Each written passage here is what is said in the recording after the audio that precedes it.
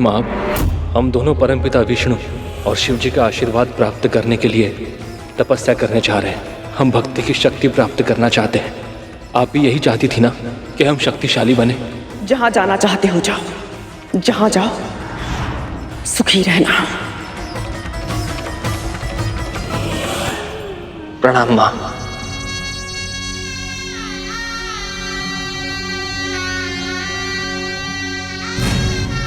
तुम सुखी हो ना?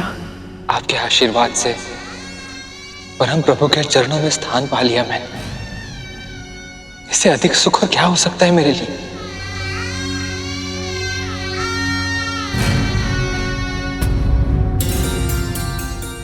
विंदा माँ,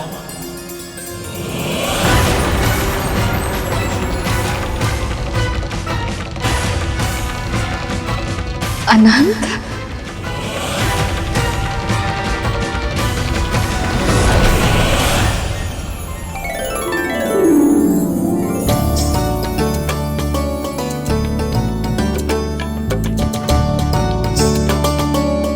सदैव सुखी रहे, यशस्वी हो।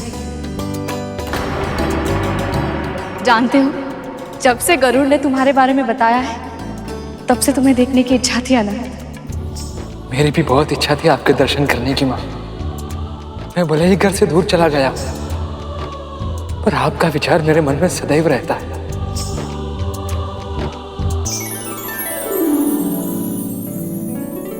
इतने वर्षों के बाद तुम्हारा पुत्र तुमसे मिला है कद्रू, पर वो तुमसे अधिक विंदा से बातें कर रहा है। आप सब कृपया अपना अपना स्थान ग्रहण कर लें। अब विवाह संस्कार आरंभ होने वाला है। आज्ञा दीजिए माँ।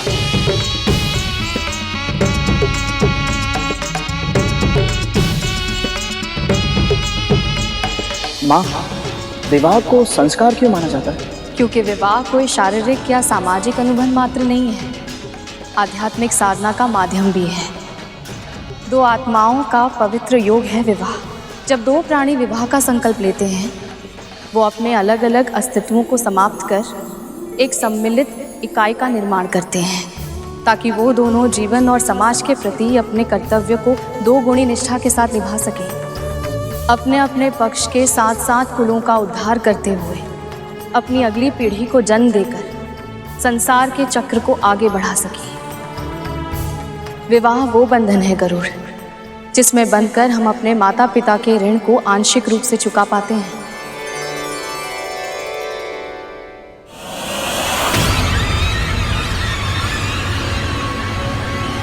हम ये मंथन नहीं कर सकते। परंतु महाराज, अमृत। तो आपको सत्य का आभास हो ही गया महाराज।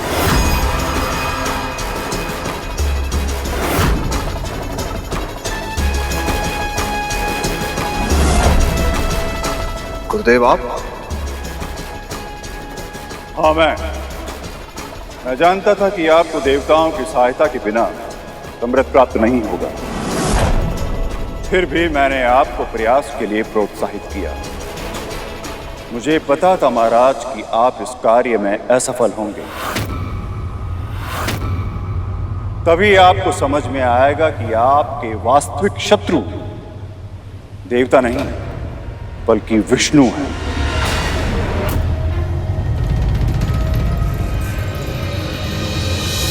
जब देवता संधि का प्रस्ताव लेकर आए थे, तभी मैं समझ गया था कि ये विष्णु के अगले अवतार के प्रकट होने का समय है,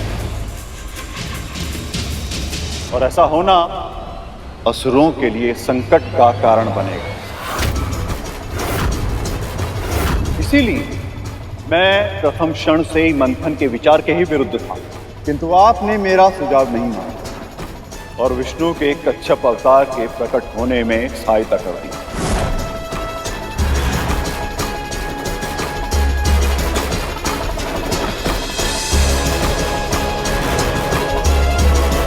और इसी मूर्खता के कारण लक्ष्मी क्षीर सागर से वापस लौट आई।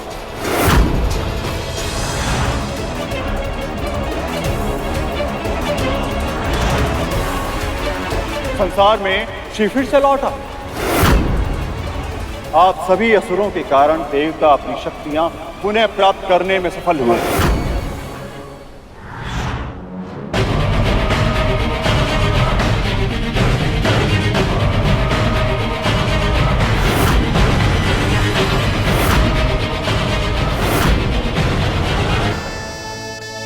अग्निदेव, आरंभ कीजिए। जो आज्ञा ब्रह्मदेव।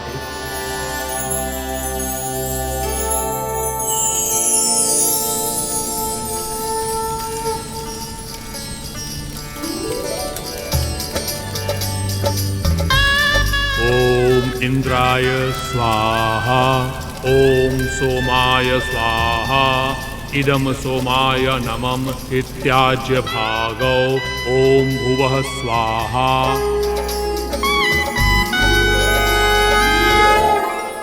और अब विष्णु और लक्ष्मी दोनों देवताओं के साथ हैं, इसलिए देवता इस मंथन के कार्य को भी पूर्ण करेंगे और उन्हें अमृत भी प्राप्त होगा।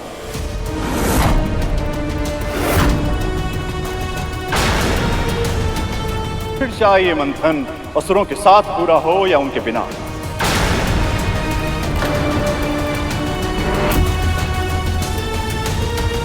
अब कन्यादान होगा। समुद्रदेव, महारानी, अब आप वधू का हाथ अपने हाथ में लें और उसे वर के हाथ में रख दें। कन्यादान का अर्थ होता है पिता द्वारा कन्या का सारा दायित्व वर के हाथों में सौंप देना और उस पर अपना अधिकार सदा के लिए त्याग कर देना। कन्यादान के बाद वधू पूरी तरह से वर की हो जाती है।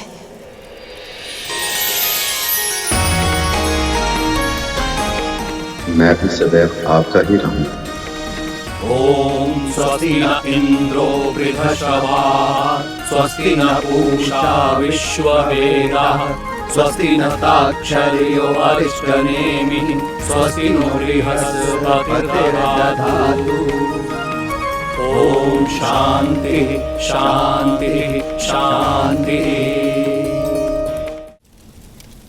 देवी सरस्वती, देवी पार्वती, अब आप दोनों वर और वधू के बीच गठबंधन करें।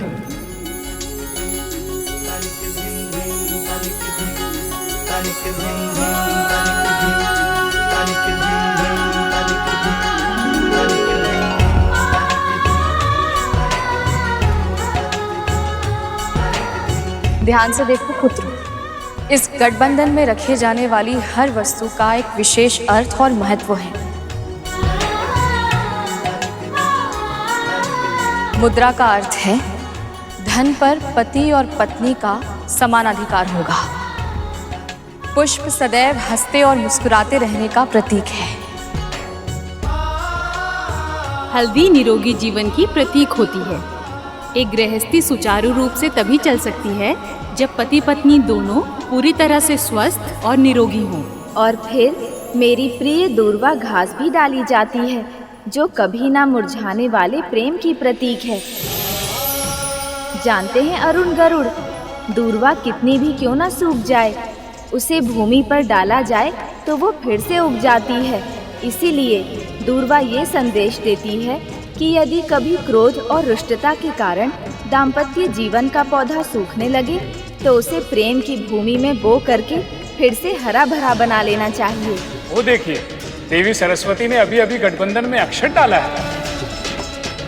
अक्षत अन्न की संपन्नता का प्रतीक होता है पुत्रों, और इतनी संपन्नता तो होनी ही चाहिए कि परिवार के साथ साथ समाज की भी भूख मिट जाए।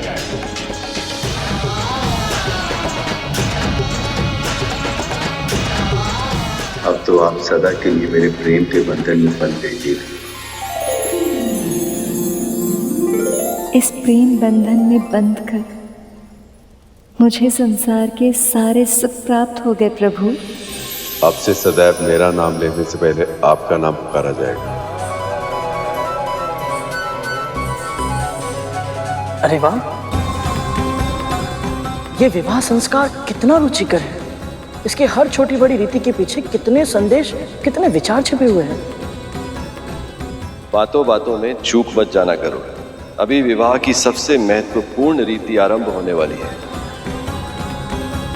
अब आप दोनों अपनी अपनी प्रतिज्ञाएं लें। आज से अपनी धर्मपत्नी को अर्धांगिनी घोषित करते हुए मैं इनके साथ अपने व्यक्तित्व को मिलाते हुए एक नए जीवन की सृष्टि करता हूं।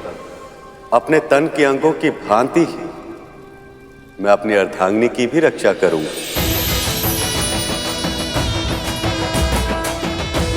अपने जीवन को पति के साथ संयुक्त करके मैं एक नए जीवन की सृष्टि करूंगी। इसके पश्चात सत्य अर्थ में मैं आपकी अर्धांगिनी बनकर रहूंगी। मैं पूरी प्रसन्नता से अपनी पत्नी को गृह लक्ष्मी का महान अधिकार सौंपता हूं। आज से सदैव जीवन के निर्धारण में मैं इनके परामर्श को महत्व दूंगा। अपने पति के परिजनों को एक ही तन के विभिन्न भाग मानकर उन सब के साथ सम्मान पूर्वक व्यवहार करूंगी।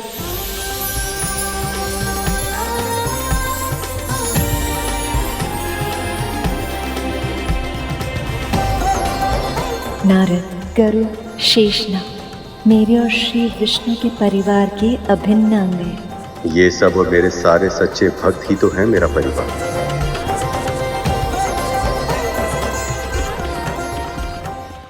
क्या लगता है आप सबको कि विष्णु वहां विवाह में व्यस्त हैं तो उनको ज्ञात नहीं है कि आप यहाँ क्या करने का प्रयत्न कर रहे हैं?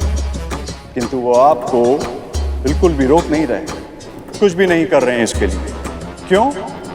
एक कारण, सिर्फ एक छोटा सा कारण चाहिए उन्हें ताकि वो इस संधि तोड़ सकें और आप असुरों को इस मंथन की प्रक्रिया से दूर कर सकें।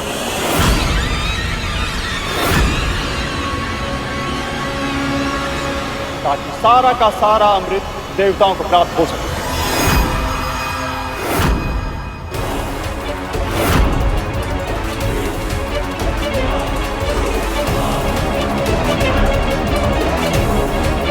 हे महादेव, हमसे बहुत बड़ी भूल हो गई।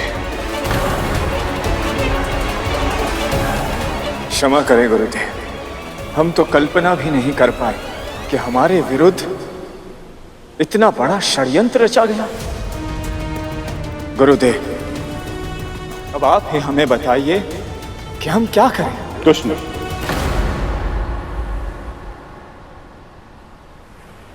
जब आप कुछ नहीं कर सकते इसलिए जो संकल्प किया है उसे पूर्ण करना होगा। विष्णु और लक्ष्मी का विवाह समाप्त होने तक की प्रतीक्षा कीजिए और उसके बाद पुनः मंथन के कार्य में जुट जाइए। पर इस समुद्र मंथन के साथ साथ एक विचार मंथन भी अपने मस्तिष्क में हर क्षण करते रहिए कि असुरों को अमृत पहले कैसे प्राप्त हो।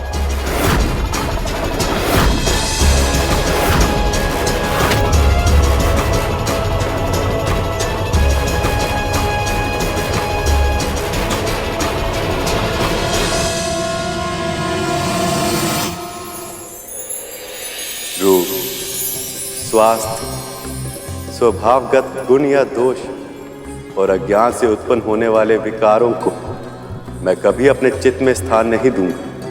उनके कारण असंतोष व्यक्त नहीं करूंगा। पत्नी द्वारा यदि कभी कोई भूल हो जाए तो स्नेहपूर्वक उसे सुधारते या सहते हुए मैं पत्नी के प्रति आत्मीयता बनाए रखूंगा। सदैव परिश्रम पूर्वक घर के सारे कार्य करूंगी। मैं पति की प्रगति और घर के विकास के लिए समुचित योगदान करूंगी। मैं पत्नी का मित्र बनकर रहूंगा और सदैव अपार स्नेह देता रहूंगा। इस वचन का पालन मैं पूरी निष्ठा और सत्य के आधार पर करूंगा।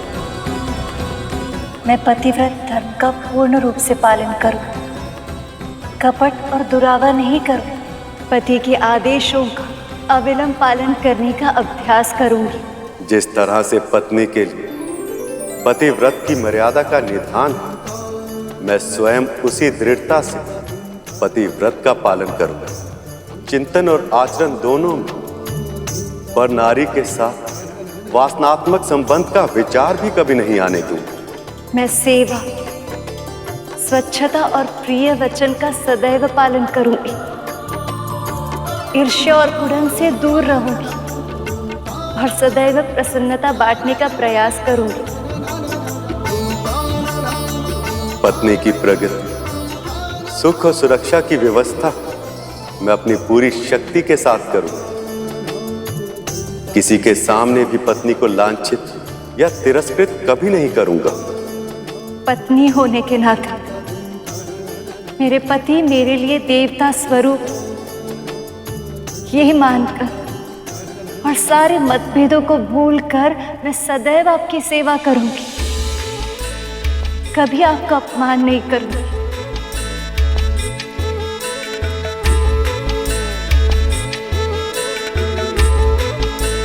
अब आप दोनों शिलारोहण के लिए खड़े हो जाएं।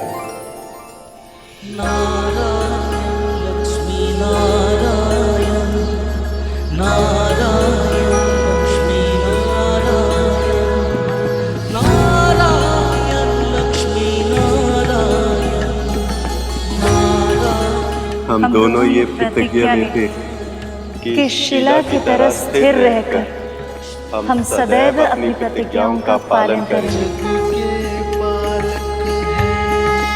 हम दोनों ये प्रतिज्ञा लेते हैं कि शिला की तरह स्थिर रहकर हम सदैव अपनी प्रतिज्ञाओं का पालन करेंगे।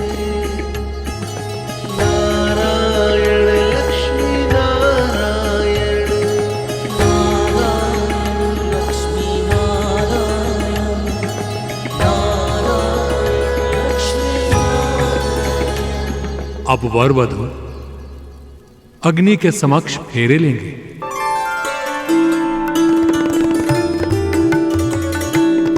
माँ, ये सभी फेरे अग्नि के सामने क्यों लिए जाते हैं? क्योंकि अग्नि सूर्य देव का प्रतीक है गरुड़, और सूर्य देव से अधिक इस संसार में घटित हर कर्म का साक्षी और कौन हो सकता है। सब कुछ देखते हैं सूर्य देव, इसीलिए उनको अर्थात उनकी प्रतीक अग्नि को ही साक्षी मानकर विवाह किया जाता है गरुड़। अद्भुत। ये जानने के बाद तो मैं स्वयं को और अधिक सौभाग्यशाली अनुभव कर रहा हूँ, क्योंकि अग्निदेव और सूर्यदेव मेरे बड़े भाई हैं।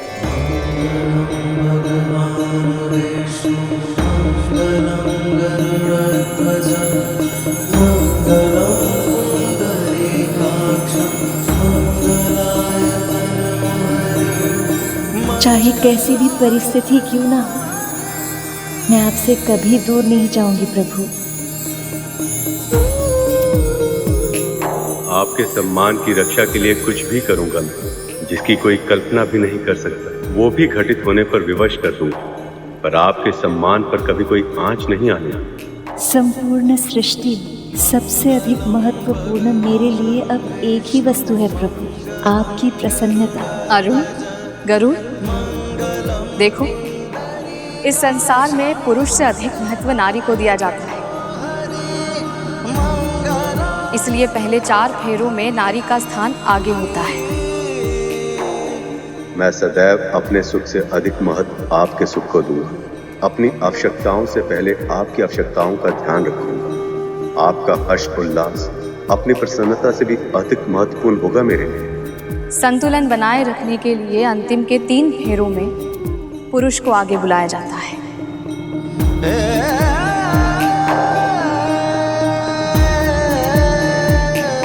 वैसे तो मैं आपके ऊपर कोई संकट आने ही नहीं दूंगा, पर यदि विधि के विधानवश आ भी गए तो आप तक पहुंचने से पहले उसे मेरा सामना करना होगा। जो आपका अहित करेगा उसके सामने चट्टान बनकर खड़ा हो जाऊंगा।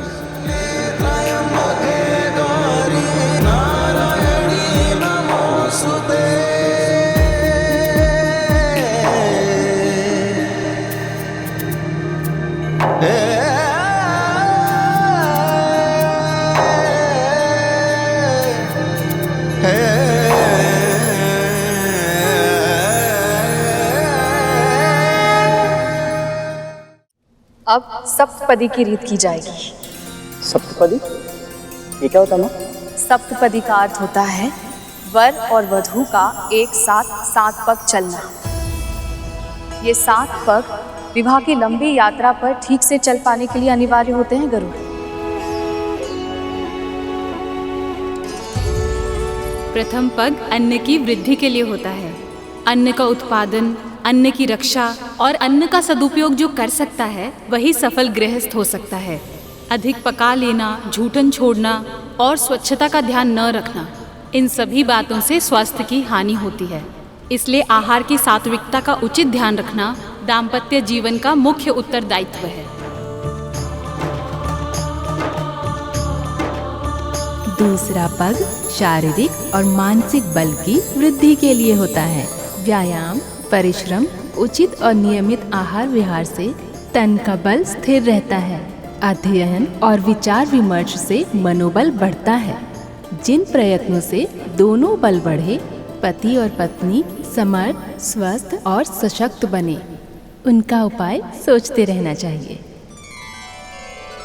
तीसरा पग धन की वृद्धि के लिए होता है। जैसे मुद्रा अर्जित करना आवश्यक है, वैसे ही व्यय की मर्यादाओं का ध्यान रखना दाम्पत्य जीवन का प्रमुख कर्तव्य है। चौथा पग होता है सुख की वृद्धि के लिए। पति पत्नी प्रसन्नचित्त रहे, मुस्कुराने का अभ्यास करें, हंसते हंसाते जीवन व्यतीत करें। सदैव ध्यान रखना, जो संतोष करना जानता है सुखी भी वही रह सकता है।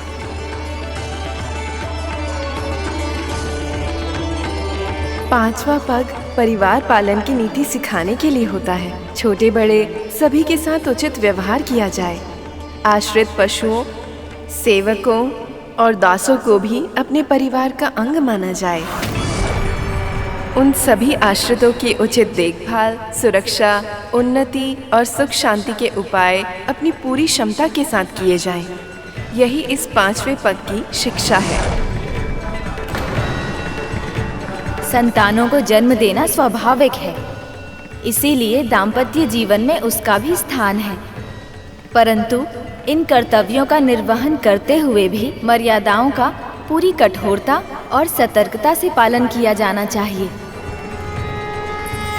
यही इस छठे पग का संदेश है।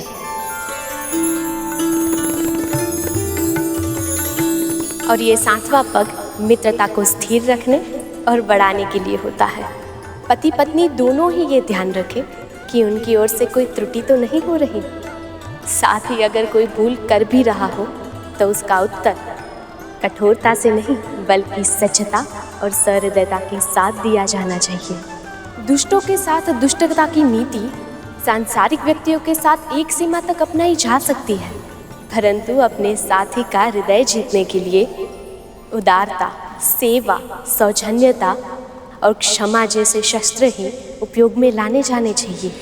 सब पदी में 7 पग बढ़ाते हुए 7 सूत्रों को आत्मसात करना होता है। इन आदर्शों और सिद्धांतों को यदि पति पत्नी अपना लें और इस मार्ग पे चलने के लिए पग से पग मिलाकर अग्रसर होने की ठान लें, तो दाम्पत्य जीवन की सफलता में संदेह की संभावना ही नहीं बचती।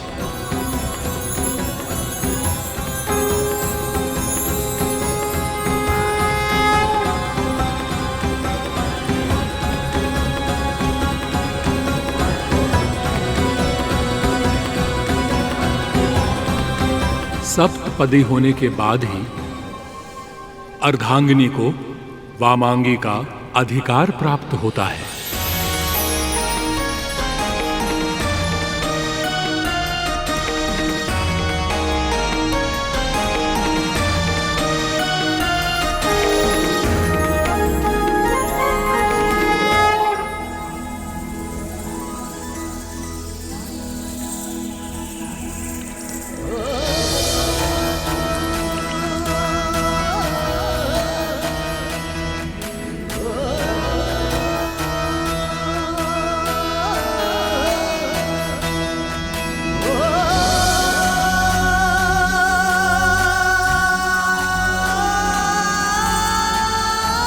अब देवी लक्ष्मी की मांग में सिंदूर डालने की विधि आरंभ होगी।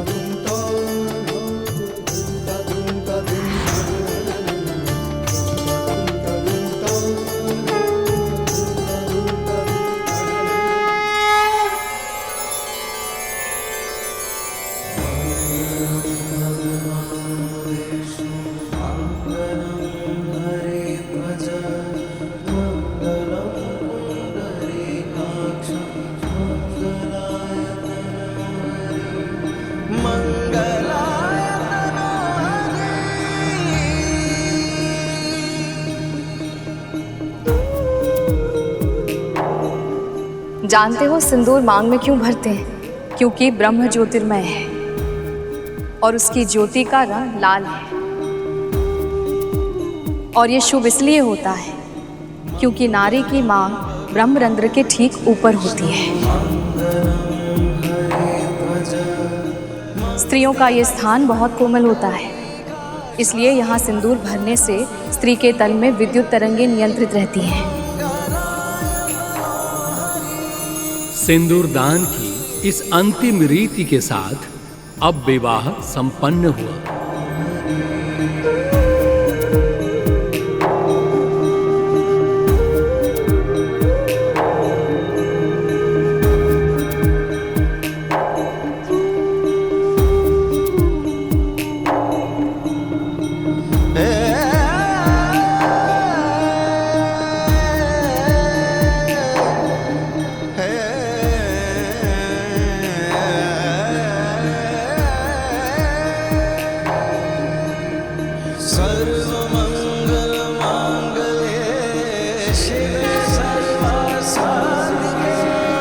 इस विवाह और इस दृश्य को देखकर मेरा जीवन धन्य हो गया।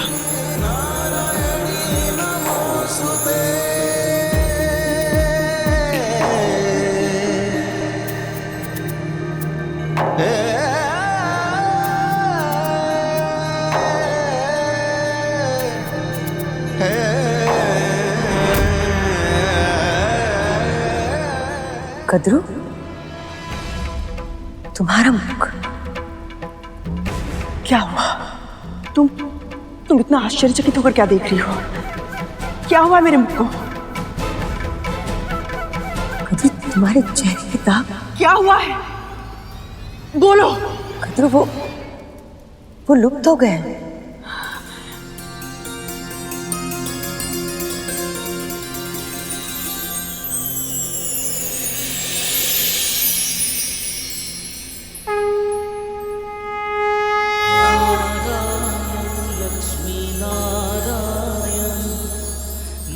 धन्यवाद प्रभु विष्णु, धन्यवाद माता लक्ष्मी, आपको कोटि कोटि धन्यवाद।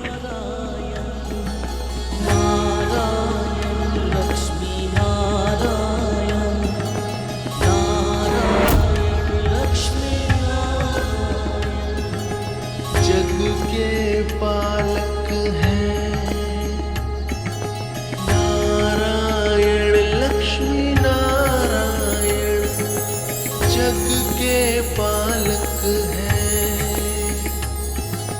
नारायण, लक्ष्मी नारायण, नारायण लक्ष्मी नारायण, नारायण लक्ष्मी।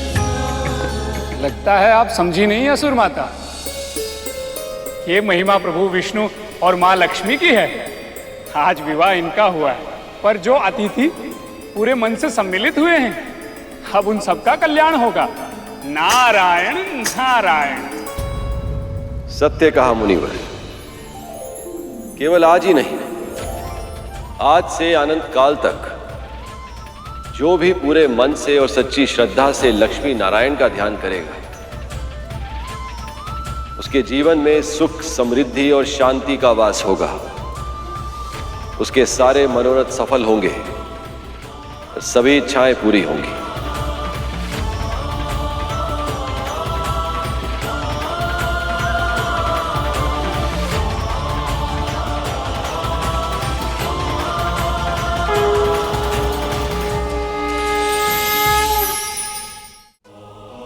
मेरी तो बस एक ही इच्छा है, मेरी संतानों को अमृत मिल जाए और वो सर्वशक्तिमान बन जाए।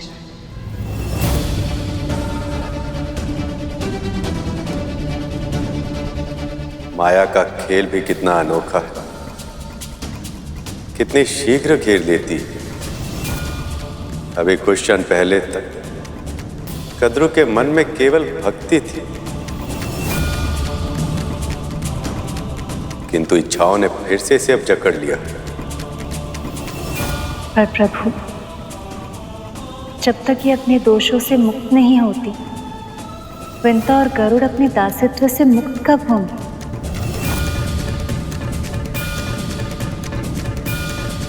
शीघ्र होगा। अब वो मेरा दायित्व है।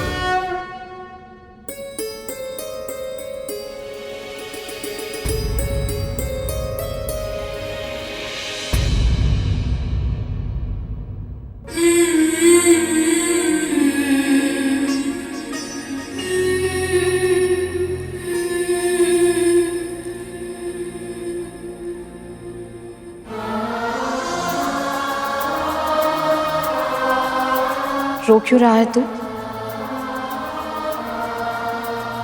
मुझे दासी के इन वस्त्रों में देखकर? ये तो होना ही था ना गरुड़। परंतु क्यों माँ? जब प्रभु विष्णु और माता लक्ष्मी के आशीर्वाद से बड़ी माँ के मुख के धब्बे हट सकते हैं, फिर हमें दासत्व से मुक्ति क्यों नहीं कर? किसी और को क्या मिला है और हमें क्या नहीं मिला, ये सोचना व्यर्थ है। मैं अपने जीवन में ये भूल एक बार कर चुकी हूँ, जब मैंने अपने सौभाग्य से प्रसन्न होने के स्थान पर अपना ध्यान कद्रू दीदी के सुख पर केंद्रित कर दिया था, जिससे मेरे मन में ईर्ष्या के महापाप ने जन्म ले लिया था। गरुड़, मैं नहीं चाहती तो भूल कर भी वही भूल फिर से दोहरा दे।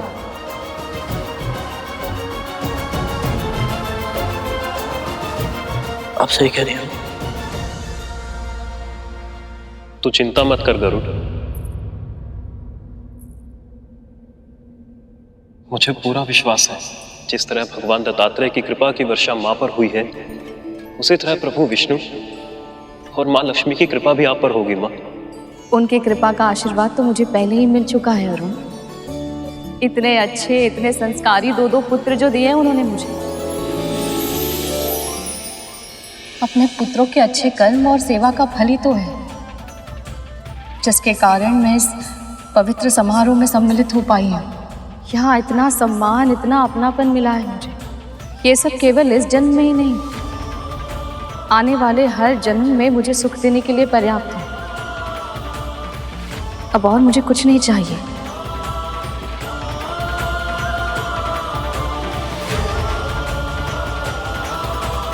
जब आपके सुख का दायित्व स्वयं प्रभु विष्णु के लिए है, तो अब कोई संकट, कोई पीड़ा आपको छू नहीं पाएगी। प्रभु, विदाई के इस भावुक क्षण में हम दोनों की ओर से एक छोटा सा उपहार स्वीकार कीजिए।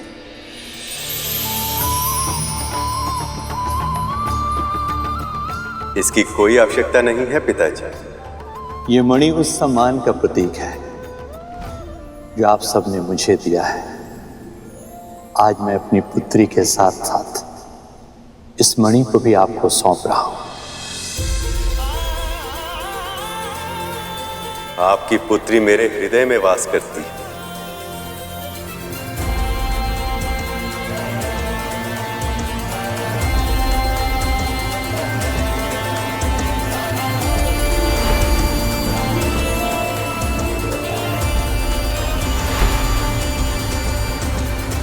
इसलिए आज से इस मणि को मैं अपने हृदय के निकट धारण करूंगा, ताकि देवी लक्ष्मी को अपने माता पिता की निकटता का आभास सदैव होता रहे।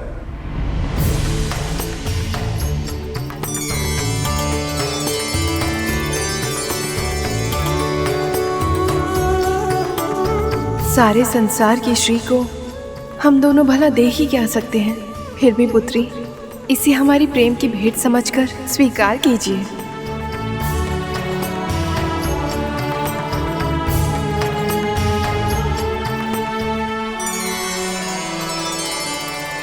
बड़ी विचित्र बात है ना, सारा संसार जिस लक्ष्मी देवी को पाने की चेष्टा करता है, आज मैंने उनका कन्यादान किया है। पर मैं जब देखता हूं कि मैंने अपनी पुत्री का हाथ किन हाथों में दिया है, तो ऐसा लगता है जैसे इससे बढ़कर पुण्य कार्य कुछ हो ही नहीं सकता।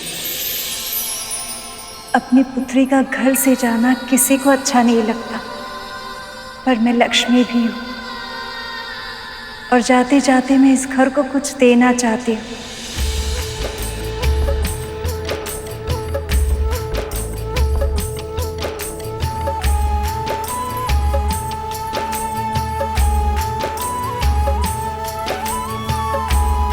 ये खिल प्रसन्नता का प्रतीक है जो मुझे इस घर ने दिया है।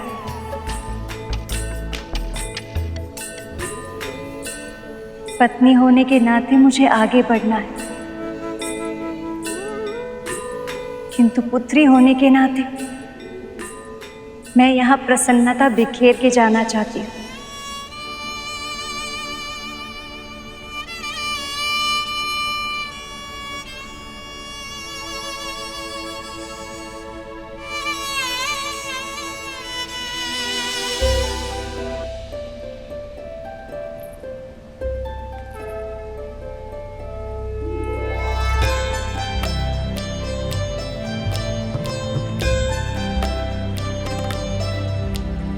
सुमनत वंदित सुंदरी माधवी चंद्र सहोदरी है ममाए मुनि गण वंदित मोक्ष। जिसका पुत्र स्वयं स्वर्गाधिपति हो उसे किसी के सामने झोली फैलाने की क्या आवश्यकता? सद्गुण वर्षिणी शांति युते जय जय है मधुसूदन कामिनी धन लक्ष्मी रूपेणा पालय मां। श्लो अष्टलक्ष्मी नमस्तुभ्यं वरदे काम रूपिणी विष्णु वक्षः स्थलारूढे भक्त मोक्ष प्रदायिनी जगन्मात्रे च मोहिन्ये मंगलम शुभ मंगलम।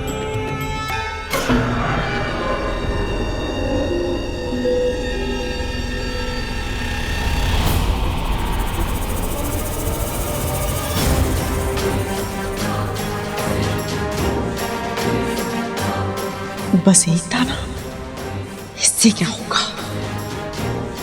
अच्छा हो ये व्रत की प्रथा के साथ ये विवाह भी संपन्न हुआ और अब शुरू होगा मंथन। रुक जाइए मामी श्री, आप इस रथ पर नहीं चढ़ सकती। गणेश जी अब क्या करना चाहते हैं? कहीं कोई भूल चूक ना हो गई, अब और विघ्न ना आ जाए।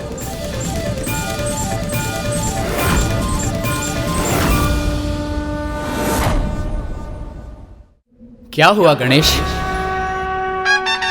तुम्हारा और तुम्हारे मूषिकों का पेट नहीं भरा क्या?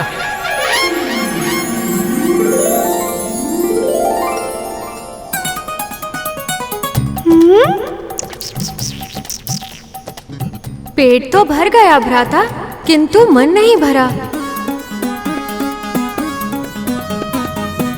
मुझे नेक दिए बिना आप रथ पर नहीं चढ़ सकती मामी श्री।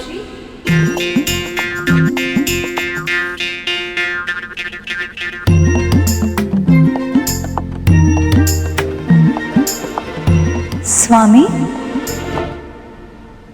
अभी तो आपने वचन दिया था कि सारी परिस्थिति में आप मेरे साथ रहेंगे, और अभी आपने मुझे अकेला छोड़ दिया।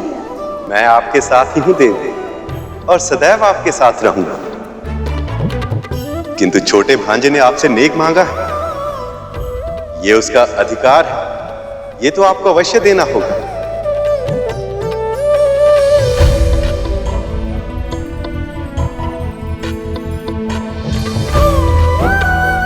गणेश, आप बुद्धि के देवता हैं और मैं धन वैभव की देवी, और जब बुद्धि ही ना हो तो धन कैसे प्राप्त कर सकते हैं? आज मैं आपको आशीर्वाद देती हूँ कि हम दोनों की पूजा अब से साथ में होगी।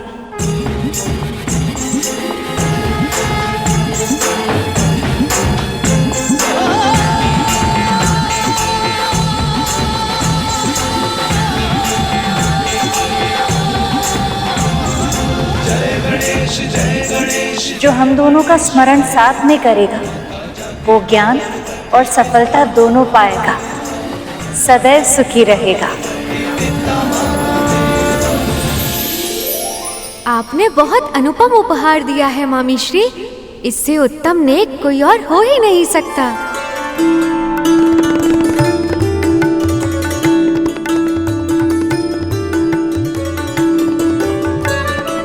आइए देवी।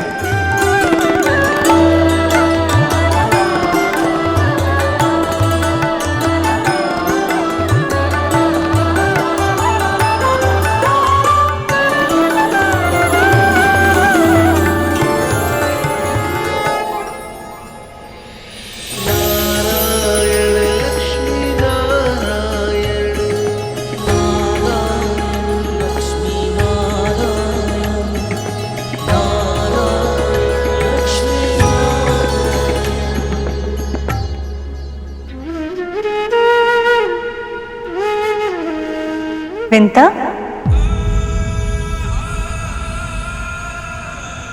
तुम वहां क्यों खड़ी हो? तुम्हें हमारे साथ वैकुंठ चलना है। मैं वैकुंठ, प्रभु विष्णु के धाम?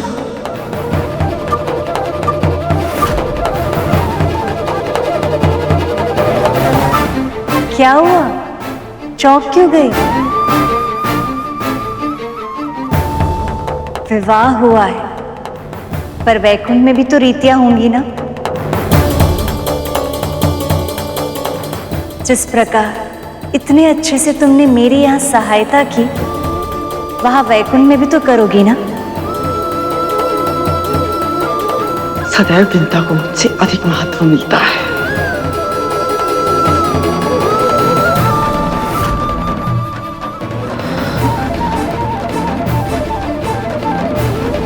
पर माँ, मैं कैसे? नहीं नहीं माँ, मैं नहीं आ सकती वहां। विंता, मैं स्वयं तुम्हें मेरे साथ वैकुंठ चलने के लिए कह रही हूँ और तुम मना कर रही हो। मेरे कहने का अर्थ ये नहीं है माँ, पर मैं कैसे? देवी विंता, वैकुंठ की स्वामिनी ने स्वयं आपसे साथ चलने का आग्रह किया। आप इनका आदेश टाल नहीं सकती।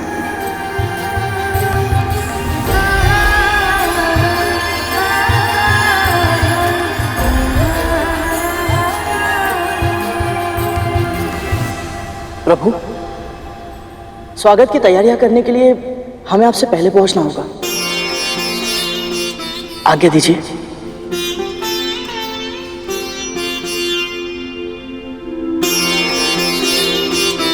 चलिए मां।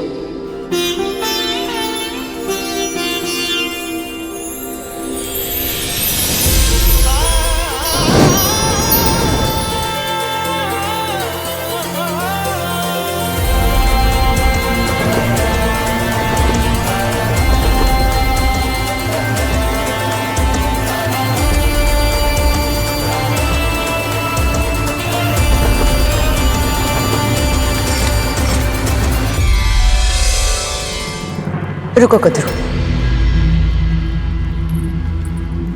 वैकुंठ जाने का विशेष निमंत्रण सिर्फ विंता को मिला है, तुम्हें नहीं। और मुझे नहीं लगता कि तुम्हें जाना चाहिए। तुम स्वयं भी तो बिना निमंत्रण के यहाँ आई थी ना। और स्वयं तुमने भी देखा ना कि इन सब ने मेरे साथ कैसा व्यवहार किया। इन सब ने मेरी उपेक्षा की है, पर मैंने कैसे भी करके अपने क्रोध पर नियंत्रण कर लिया। क्या तुम कर पाओगी कद्रू? वैकुंठ में जाकर अगर तूने विंता के लिए कुछ भी बुरा कहा या सोचा, तो ना जाने परिणाम क्या होगा।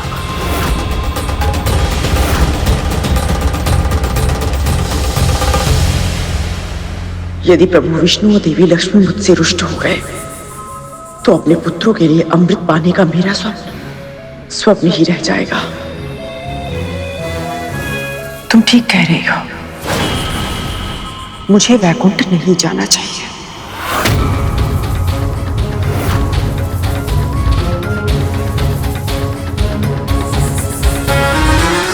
तू जितना होना चाहती है विंता, उड़ ले। एक बार, बस एक बार मेरे पुत्रों को अमृत मिल गया, तो फिर उन्हें तेरे करुण से कोई संकट नहीं होगा। फिर तब अपने हर अपमान का बदला लूंगी तुमसे।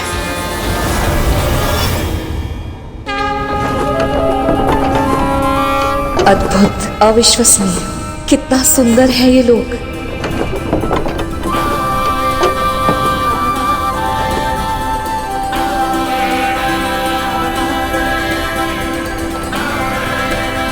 आज तक केवल इसके स्वप्न देखे थे मैंने। सदैव सोचती थी कि कैसा होगा वैकुंठ। अपनी कल्पना से इसके भित्ति चित्रों में रंग भरती थी, पर ये स्थान तो मेरी कल्पना से भी परे है गरुड़। मैं साक्षात वैकुंठ की यात्रा कर रही हूँ। ये सब तेरे कारण ही संभव हुआ है पुत्र।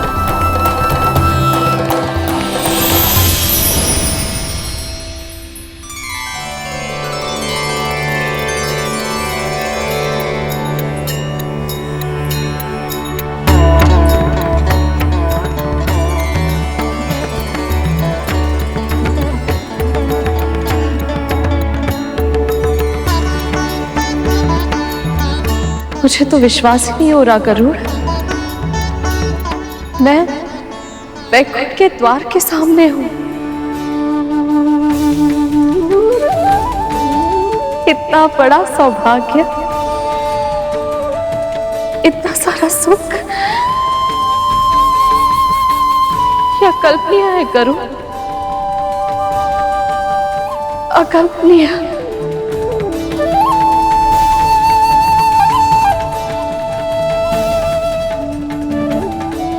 विंता, आओ आओ, अच्छा हुआ तुम तनिक पहले ही आ गई। एक बार तुम भी देख लो, गृह प्रवेश की कोई सामग्री छूट तो नहीं गई? मैं? हाँ, मैं कैसे देखूं? अरे चलो भी। ये देखो।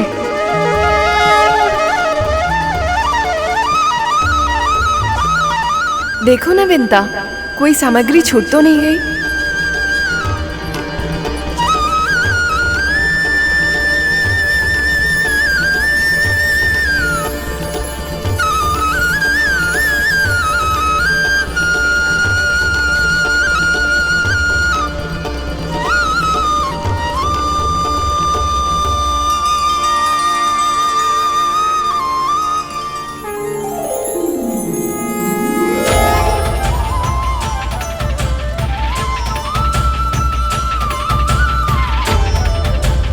माँ, प्रभु विष्णु और माता लक्ष्मी आ गए।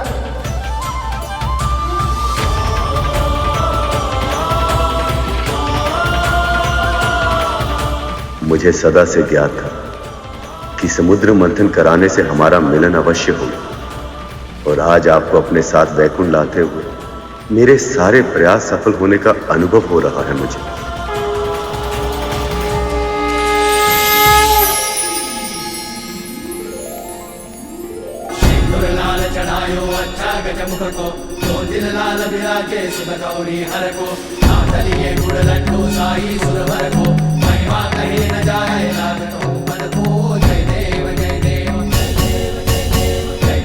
पूजा स्वीकार करें गणपति, भीतर पधारें।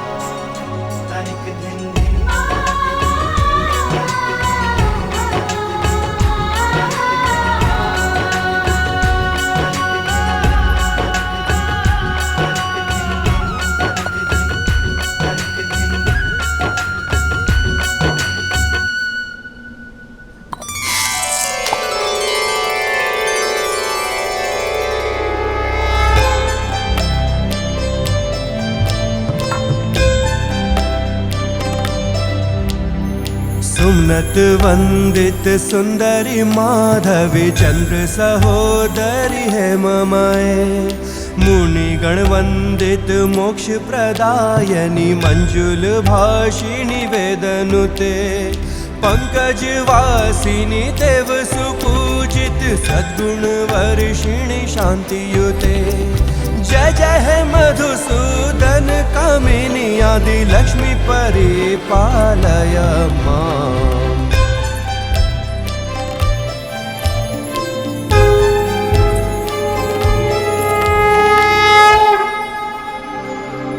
माँ अरुंधति, माँ अनुसुया, जिस आत्मीयता से आपने मेरा स्वागत किया उससे मैं अभिभूत हो गई। गरुड़, विंता, तुम दोनों अपनी कर्तव्य पूरी निष्ठा के साथ निभाते हो और वो बहुत प्रशंसनीय है।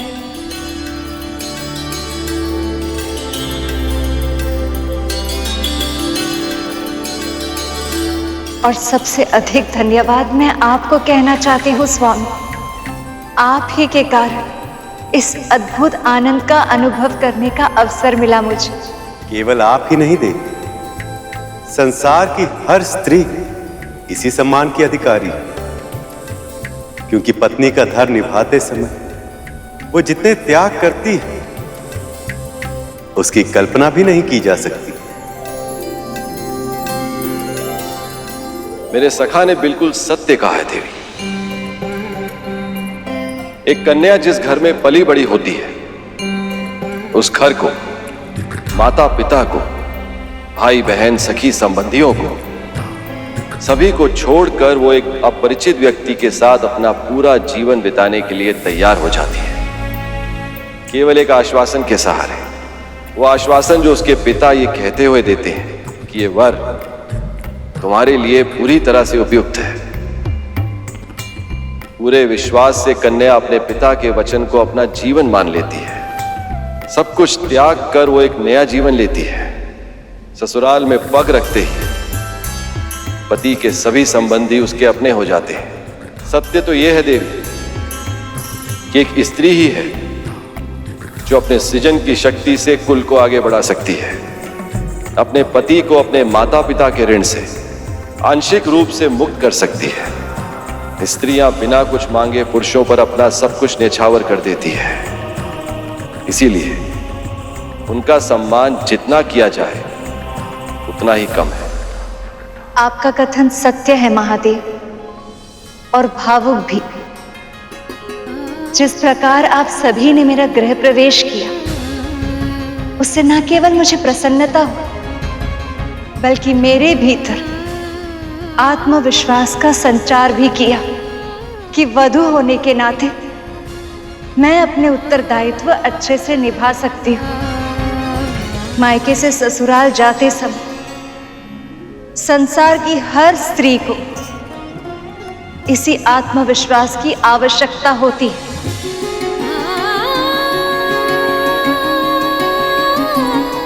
इसलिए मैं ये संकल्प लेती हूँ स्वामी, आज से जो भी परिवार अपने बहू का गृह प्रवेश इन सब संस्कारों के साथ करेगा, मैं स्वयं उस स्त्री के भीतर स्थिर निवास करके उसे गृह लक्ष्मी बनाऊंगी। उसके शुभ हाथों से हल्दी के छाप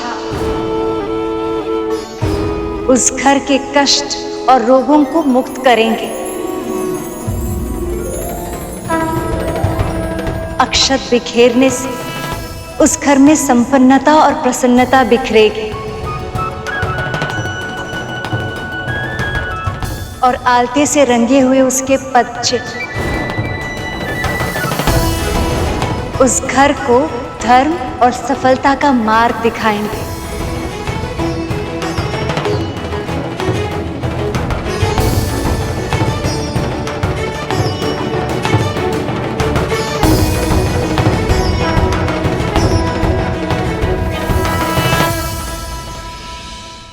यदि तुम सब मानते हो कि हमारे प्रतियोगी केवल देवता हैं,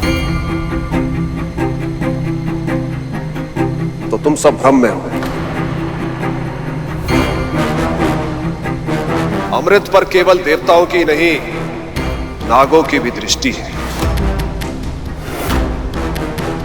और नाग ही क्यों, जो भी प्राणी एक निश्चित आयु लेकर इस संसार में आता है और अपना समय पूरा होने के बाद पंच तत्वों में विलीन हो जाता है, और वो प्राणी इस अमृत को पाना चाहेगा। इसीलिए हमारा पूरा ध्यान अपने लक्ष्य पर केंद्रित होना चाहिए, ताकि अमृत प्रकट होते ही सबसे पहले हम उसे छीन सके। पर यह कैसे होगा महाराज, क्योंकि गरुड़ की तीव्र दृष्टि सदैव हम ही पर बनी रहती है। हाँ महाराज, मंदराचल से लेकर वासुकी तक सब सदैव केवल देवताओं का ही पक्ष लेते हैं। और वैसे भी महाराज, अब विष्णु के साथ साथ देवी लक्ष्मी भी इस बंधन को देखेगी। उन सब की कड़ी दृष्टि के सामने कैसे चुराएंगे हम अमृत?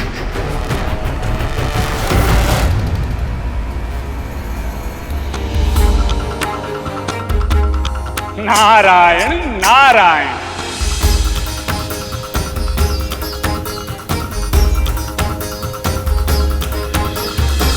आप जानती हैं माँ, एक दिन यही वैकुंठ में खड़े होकर गरुड़ के मन में भी इच्छा आई थी कि वो प्रभु विष्णु और माँ लक्ष्मी के मिलन में सहायक बने। ठीक उसी तरह आज आपके मन में जो भी विचार आया है वो भी अवश्य पूरा होगा माँ।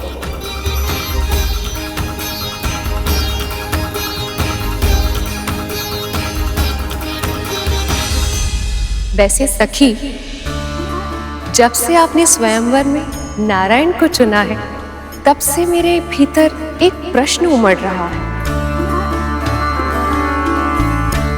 कहाँ तो आप मृगनयनी, मनमोहक लाल गालों वाली रूपमती देवी, और कहाँ ये नारायण जो कभी तो सलोने दिखाई देते हैं और कभी सांवला श्याम रंग धारण कर लेते हैं।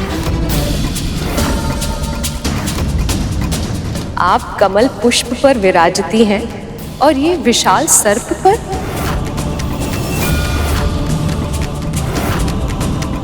ये कैसा मेल है देवी?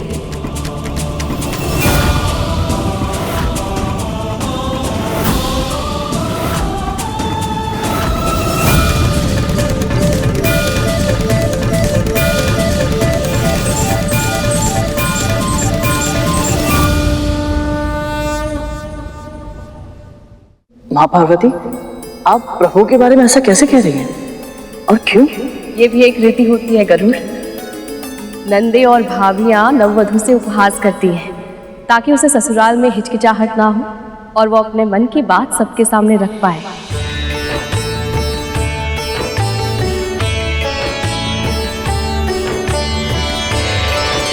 श्याम रंग तो कस्तूरी का भी होता है सखी, जिसे हम मस्तक में धारण करते।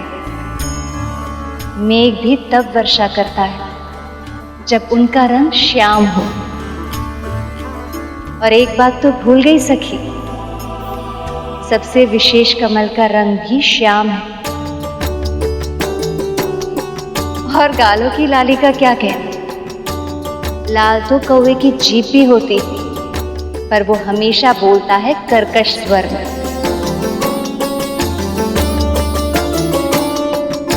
इसलिए ये मेल अनमोल है।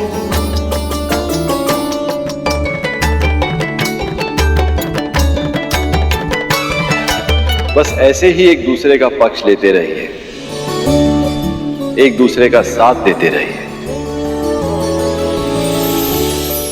चलिए, ये रीति भी पूरी हो गई। अब प्रथम रसोई की रीति भी कर लेते हैं। अभी लाई।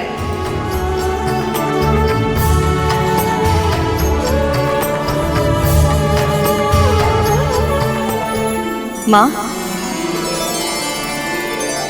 मैं भी चलती हूँ आपके साथ, आपकी सहायता करने। विंता, ये कैसे संभव है? ये मेरी पहली रसोई की रीति है, तुम भोजन कैसे पकाओगी? कहीं तुम्हें ऐसा तो नहीं लग रहा कि मुझे भोजन पकाना आता ही नहीं? नहीं नहीं माँ, मेरे कहने का अर्थ ये नहीं था। मैं तो बस आपकी सहायता करना चाहती हूँ। विंता, तुमने अनगिनत बार हम सबको भोग लगाया है। आज पहली बार मुझे ये अवसर मिला कि मैं तुम्हें कुछ खिला सकूं। तुम ही बताओ, मैं ये अवसर ऐसे व्यर्थ कैसे जाने दूं?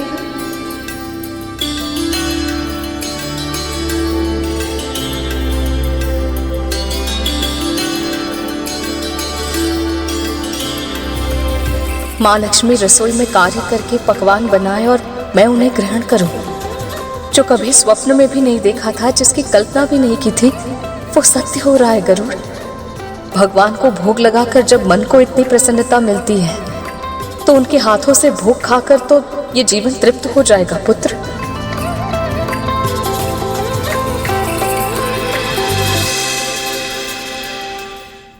ये लीजिए स्वामी, अपनी पहली रसोई की रीति में मैंने मखाने की खीर बनाई।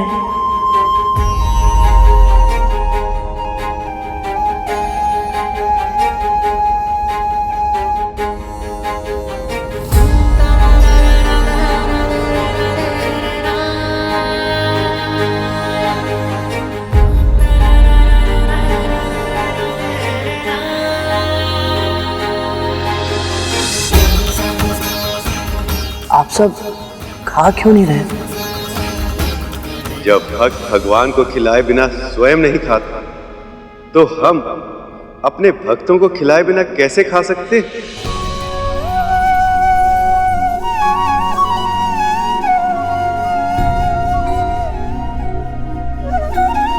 खाइए देव।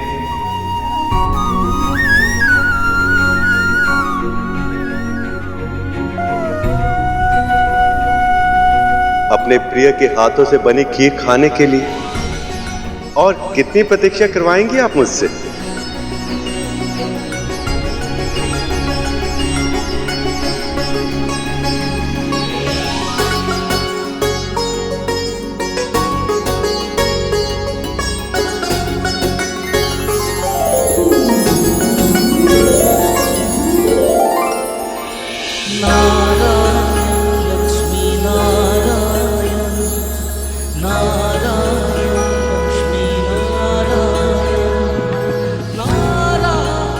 यदि बड़ी माँ यहाँ होती तो देखती कि मेरी माँ किस सम्मान के योग्य है। संभव है तभी उन्हें आभास हो पाता कि वो माँ के साथ अत्याचार करके कितना बड़ा पाप कर रही है। नारायण लक्ष्मी नारायण जग के पालक है। वैसे तो इस संसार में जो भी धन है वो आपका ही है और आपसे ही है, परंतु ये रीति है, पहली रसोई के बाद नेक की प्रक्रिया आवश्यक है। इसीलिए हमारे परिवार की ओर से ये भेंट स्वीकार कीजिए।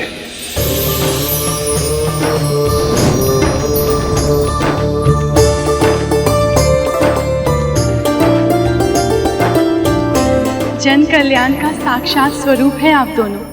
आप सदैव जन कल्याण करते रहिए, यही हमारा आशीर्वाद है और हमारा उपहार भी। प्रभु, देवी लक्ष्मी, ये मेरी और देवताओं की ओर से आपके लिए छोटी सी भेंट।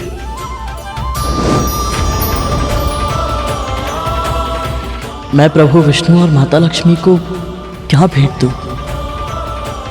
अब हमें प्रस्थान की आज्ञा दीजिए।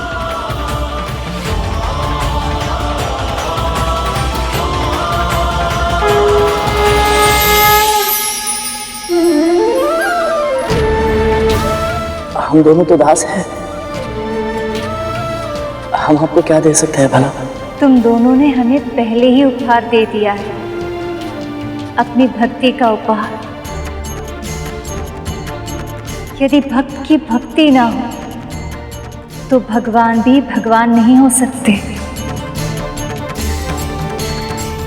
अब आज्ञा दीजिए प्रभु, ताकि महारानी के महल लौटने से पहले मैं वापस पहुंच सकूं। देवी विंता, आपकी कर्तव्य निष्ठा सत्य ही अद्भुत है। प्रस्थान कीजिए।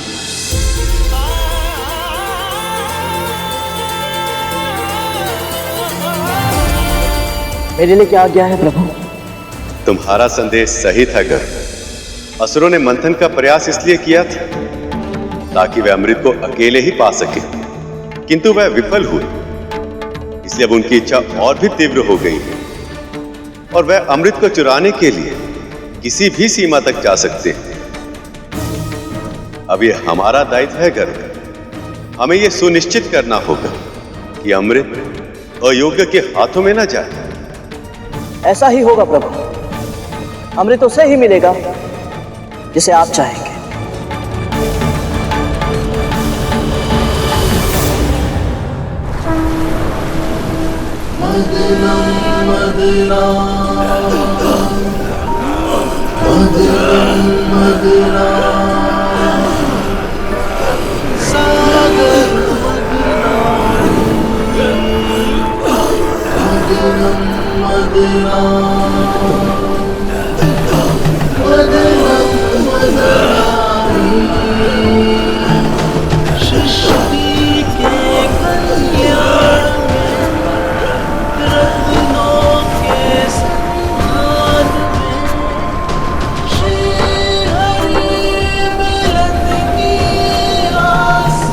देवताओं, पूरा बल लगा दो।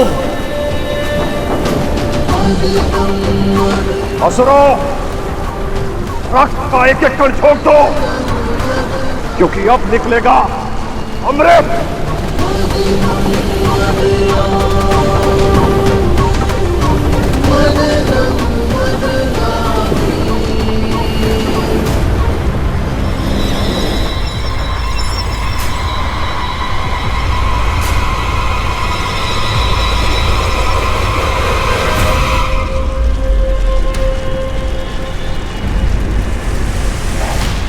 ये दुर्गंध कैसे?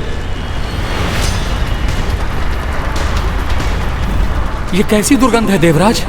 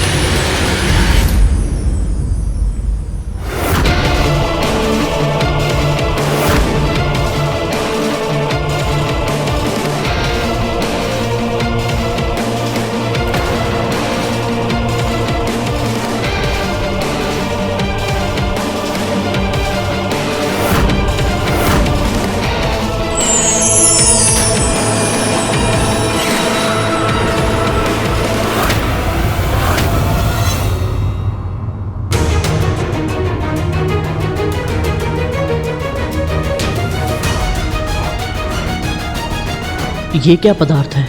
ये क्या लीला है प्रभु? इस पर तो केवल हम असुरों का ही अधिकार होगा।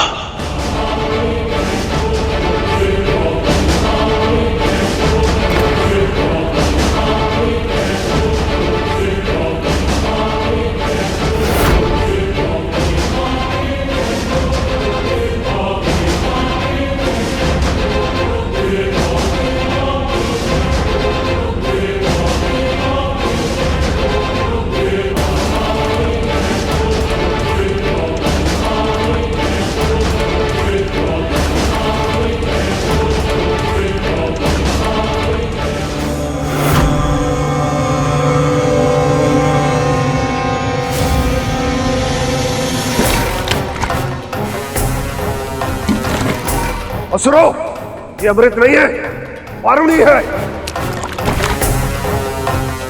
जिसे लेने में हम देवताओं को कोई रुचि नहीं है। असुर उसे आनंद से ले सकते हैं।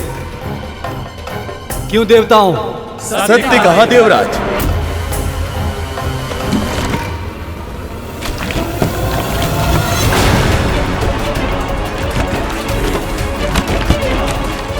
देखिए प्रभु, देवताओं ने अपनी सूझबूझ से इस समस्या को टाल दिया। आपने सही कहा लक्ष्मी, ये उनके सात्विक गुण है, किंतु असुर अपने तांत्रिक अवगुण के कारण समस्या को स्वयं ही निमंत्रण दे रहे हैं।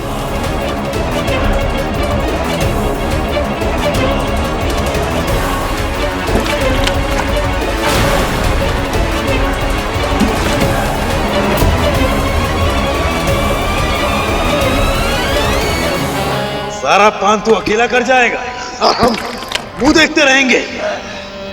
ला असुरों, आपस में कलेश करने का कोई लाभ नहीं होगा।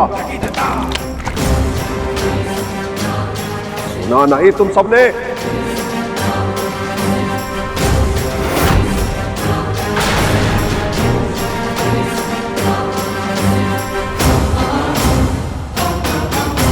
महाराज बलि का भी आदेश नहीं मान रहे।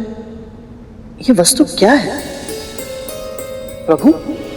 ये कौन सी वस्तु है जिसने असुरों को भी उन्मत्त कर दिया है? ये वारुणी है गरुड़। मदिरा संसार के सबसे आकर्षक, सबसे नशीले द्रवों अर्थात पेय पदार्थों में से एक है ये। व्यक्ति के मन की सभी दुविधाओं, सारी हिचक को दूर करता है ये। संसार के सभी कष्टों और कठिनाइयों को भुला देता है ये। जो भी इसका पान करता है उसे परम आनंद की अनुभूति कराता है ये द्रव्य। प्रभु, यदि ये द्रव्य इतना आकर्षक है तो फिर देवताओं ने इसकी एक भी बूंद पाने में तनिक भी रुचि क्यों नहीं ली?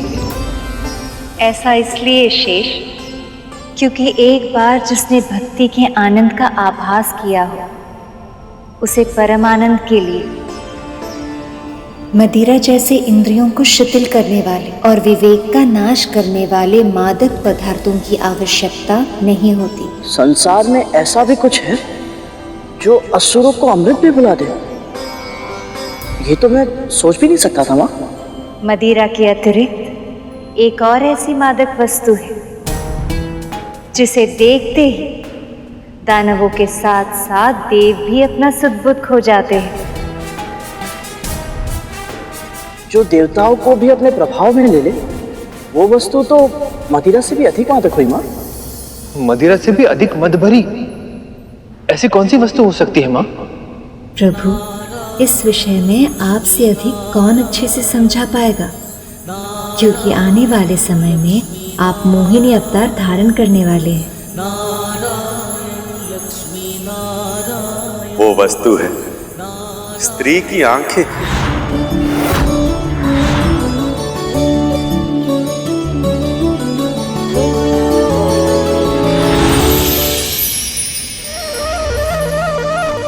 शेष, गरुड़, हर सफल पुरुष के पीछे किसी न किसी स्त्री का योगदान अवश्य होता है। स्त्री की शक्ति की कल्पना भी नहीं की जा सकती। यदि स्त्री चाहे तो पुरुष अपने उद्देश्य पर ऐसे ध्यान केंद्रित कर सकता कि वो कभी भटकता नहीं। और यदि स्त्री चाहे तो पलक झपकते ही पुरुष अपने लक्ष्य को भूलकर उसकी मद भरी आंखों में खो सकता।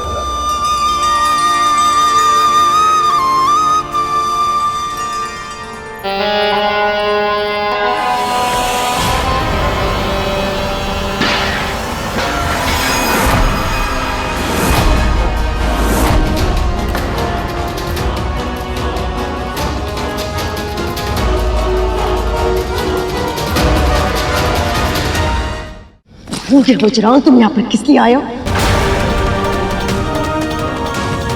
हाँ? तुम्हें अपना ध्यान केवल मंथन पर केंद्रित रखना है। अमृत ही तुम्हारा एकमात्र उद्देश्य होना चाहिए राहु।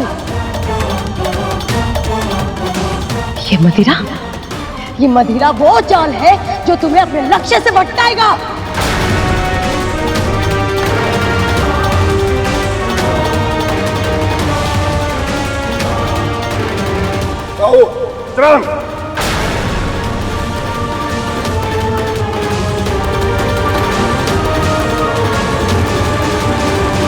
जब अमृत प्रकट होगा, तुम दोनों केवल उसे देखोगे, उसे सोचोगे, उसी का ही विचार करोगे। अपनी पांचों इंद्रियां केवल अमृत पर केंद्रित करोगे।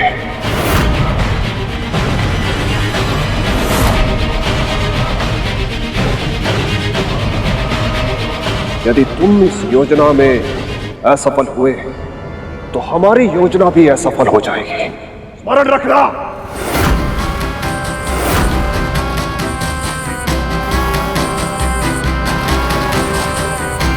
यदि हम अमृत हार गए तो सब कुछ हार जाएंगे। अपनी महत्वाकांक्षा, अपना स्वप्न, अपना साम्राज्य, सब कुछ।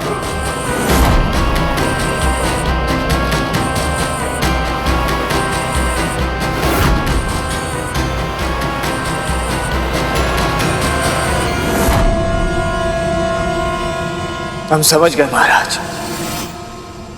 अब आप जो कहेंगे महाराज, बस वही होगा। चलो।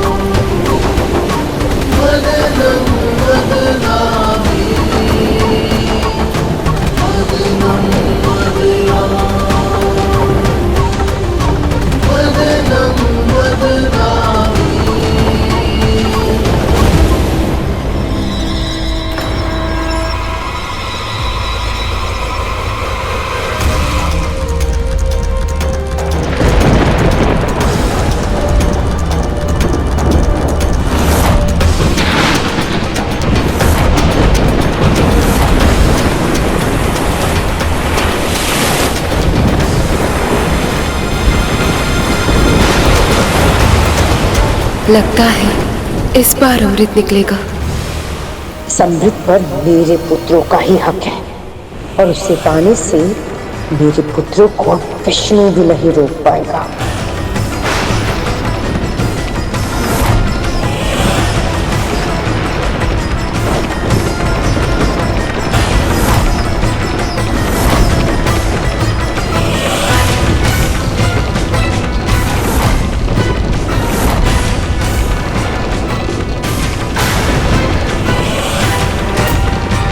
देवराज, अमृत के आने पर इस प्रकार का प्रलय संभव नहीं।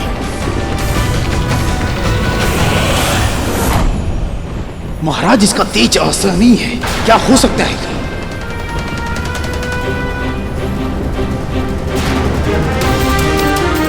आखिर ये क्या वस्तु है जिसके प्रकाश से सभी विचलित हैं? हे प्रभु, मंथन से निकली ये वस्तु पूरे संसार में प्रलय ला रही है। इसे धारण करने वाले पक्ष कौन होगा, देवता या असुर? पक्षीराज गरुड़ के साहस भरे कारनामे देखने के लिए चैनल को सब्सक्राइब करें और साथ ही बेल आइकॉन दबाना न भूलें।